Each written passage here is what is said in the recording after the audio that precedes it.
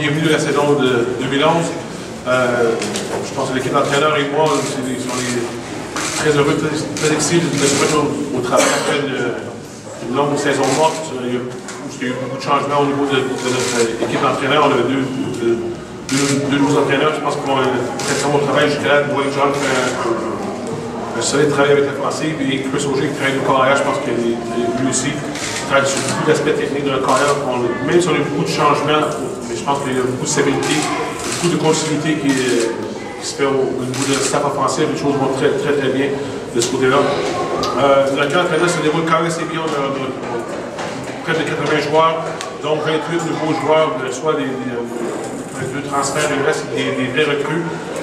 Des recrues de première plan, il y a beaucoup d'opportunités. Je pense que sur la ligne offensive, on a deux recrues. Je pense qu'ils fonctionnent très fort et même ça va très bien pour eux. Sur la ligne offensive, on a des receveurs aussi qui font un très bon travail, qui vont voir ce terrain, on espère, à court terme chez nous. Défensivement, je pense qu'on a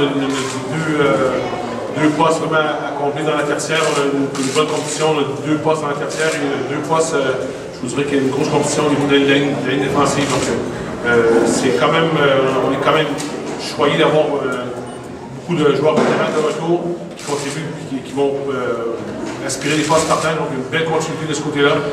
Je vous dirais, le seul point d'appréhension pour nous présentement, c'est qu'on a réussi à remettre la cohésion sur la position de receveur à cause des blessures. On a beaucoup de joueurs blessés. On pense à Mathieu Bouvel qui pratique sur une base, qui vient de retourner au jeu.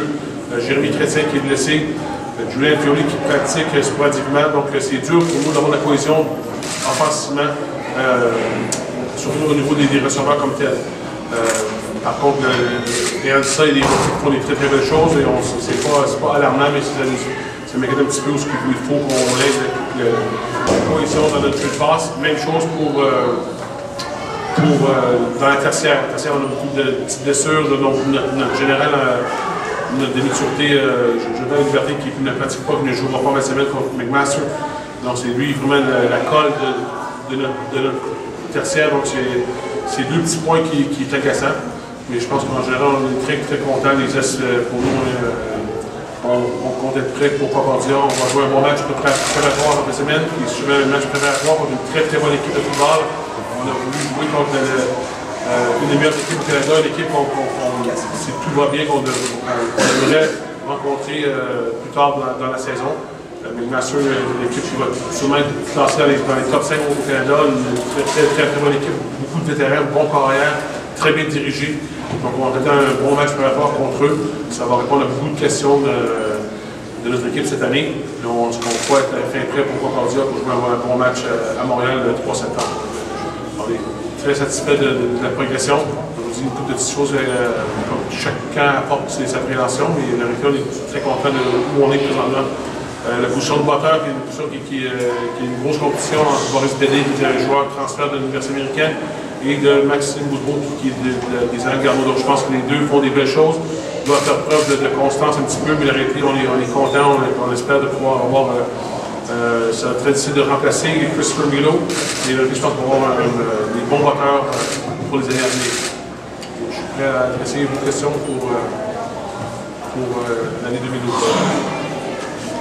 C'est une période de questions? C'est une période de questions. C'est un canon. Présent pour les. Ok, juste une note, je pense qu'on avait prévu de changer nos gilets une couple d'années. Je pense que ça fait une couple d'années que je parle de nos vétérans, ils m'en regardent en riant parce qu'ils savent. Chaque année, ils se sont dit qu'on va changer de gilet. Cette année, on a passé aux actes, on a changé nos gilets. Je pense qu'il y avait beaucoup de misère à changer les gilets.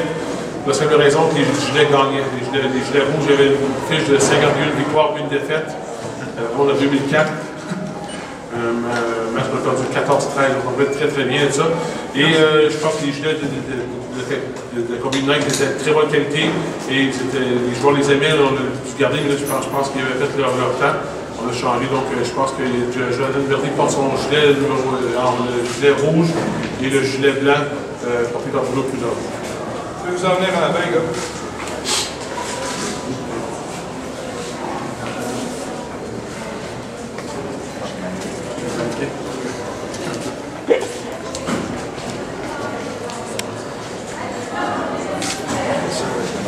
question pour Glenn. Glenn, est-ce que tu vois que c'est le design? J'ai choisi du 50-50. C'est quoi? C'est important d'impliquer les joueurs là-dedans. Je pense que c'est eux qui portent son fiers. On leur a parlé, on leur a montré. Marc Fortier et moi, souvent, et Dwayne, on travaille sur ça. Je pense que, écoute, je parle des belles uniformes. Je pense que ça nous aide aussi dans le recrutement. Les joueurs à porter des belles uniformes et la seule consigne que j'avais de Tanguy, c'est que ils sont au moins aussi beaux que les derniers. Donc, je pense qu'on a réussi. On est très, très heureux de l'uniforme. Les joueurs les aiment, c'est ça qui est important. En fin de semaine, c'est la fin du camp d'entraînement, parce qu'à partir de lundi, c'est la préparation pour le début de la saison. Tu disais tantôt, tu es content, vous êtes rendu, vous êtes... Je pense qu'on est content, pas satisfait encore, parce qu'on a eu beaucoup d'accords d'interrogation se poser sur certains rôles de certains joueurs dans l'équipe. Je pense qu'on n'est pas encore à notre plein, qui est normal aussi, on n'est pas encore à plein régime. On a beaucoup de blessures dans le camp qui ont fait qu'on n'a pas vu la chimie, encore une fois, surtout les receveurs de passe ainsi que la tertiaire. Êtes-vous prêt à jouer un match contre une équipe contre McMaster? Moi, je pense que oui. Je pense qu'on est prêt pour jouer un match préparatoire. Ouais. Je pense que même aujourd'hui, il y a des émotions un petit peu là, sur le terrain. C'est que qu'on voit un autre adversaire que nos pieds. McMaster, j'aimerais que tu m'en parles un peu. C'est toujours des bonnes équipes, McMaster, une année après l'autre. C'est des programmes là, qui sont solides comme le vôtre. McMaster, c'est à mon avis tout le temps une des top 3 en Ontario. Si tu passes le temps Western, Laurier, McMaster, Queens, c'est moments forts aussi. C'est tout le temps une des bonnes équipes. Finalement, McMaster et à maturité. Donc, très bon corps arrière, une bonne ligne offensive, des bons receveurs. Une équipe très, très bien dirigée vers Stephen Potasic. Et offensivement et défensivement, Coach Knox qui a lancé les CFL, qui fait un bon travail, qui est bien dirigé, beaucoup d'athlètes, des bons systèmes offensifs, défensifs. Il va nous donner plein les mains. La tertiaire, avec les jeunes, on en a plein le shop. Oui, en effet. Les receveurs. Je pense qu'on a des capacités athlétiques, on a des systèmes. Et je pense que qu'est-ce qui va nous manquer en fin de semaine, c'est vraiment la direction d'un free safety comme Joe qui est capable de reconnaître les formations, reconnaître ce qui se passe. Et ça va donner une opportunité à des jeunes sur Marfort avec Alexandre Tardif-Lefebvre. Moi, je pense qu'il fait c'est vraiment un jeune joueur, mais une bonne présence, une bonne communication et une bonne perception des choses. Donc, je crois qu'il va avoir beaucoup de terrain. Est-ce que c'est lui pour partir? Je pensais que ça serait pas l'un de nos partenaires. Il faudrait vérifier avec Pascal, mais je pense qu'avec la blessure de Joe, ça va pas lui de vraiment du terrain. Comme bataille, il ne faudra pas demander mieux, c'est pas York.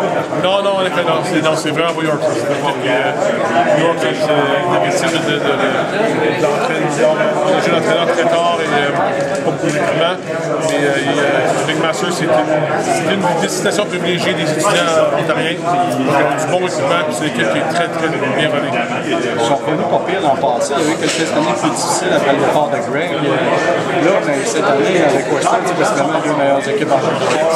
Qu'est-ce qu'on a parlé, c'est que chez Western, moi, je m'en pense, Greg parle très, très bien de McMaster, avec son équipe de je pense qu'il vaut la saison contre Queens.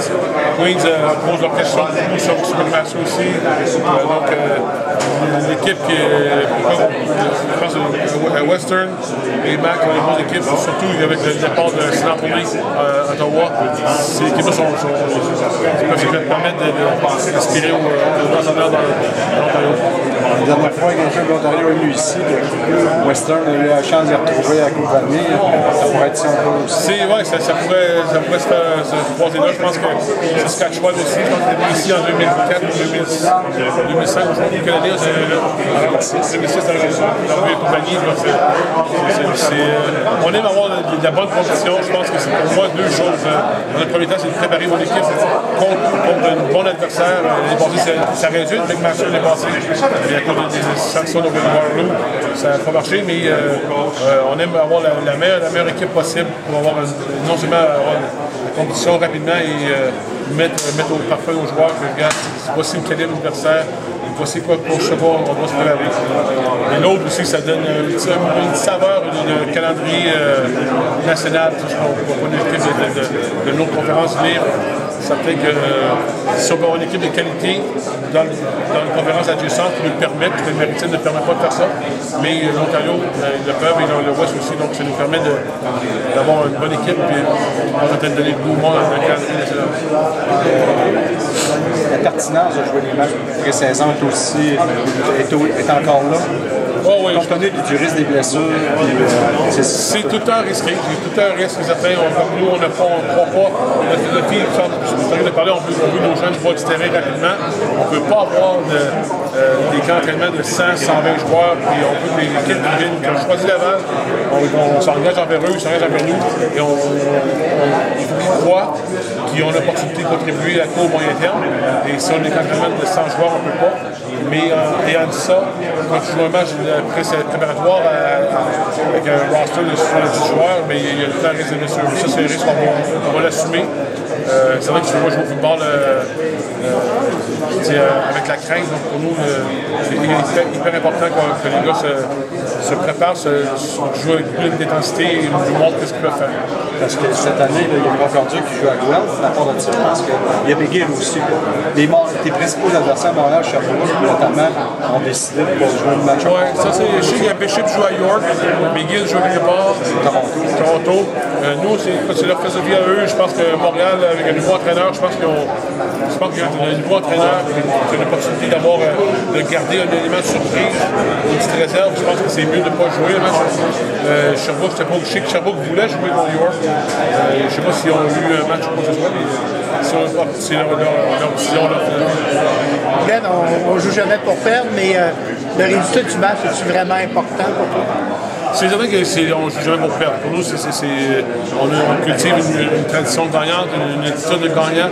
Donc pour nous, si on veut gagner, moi je leur dis tout le temps, dans les matchs préparatoires, gagne ton jeu, gagne ta série, gagne ta demi, et il y a le résultat arrivera. C'est vrai qu'on va faire jouer tous nos jeunes joueurs. On va pouvoir voir Alex Skinner jouer un petit peu dans le match Skinner à la fin. Donc il va faire pour moi, que tout le monde a l'opportunité de jouer, démontrer ce qu'ils peuvent faire, leur savoir, leur savoir-faire, et il arrivera que ça arrivera. Mais c'est vrai que nous, on joue pour gagner. On peut gagner chaque jeu, puis si tu gagnes plus de jeux, mais tu peux gagner.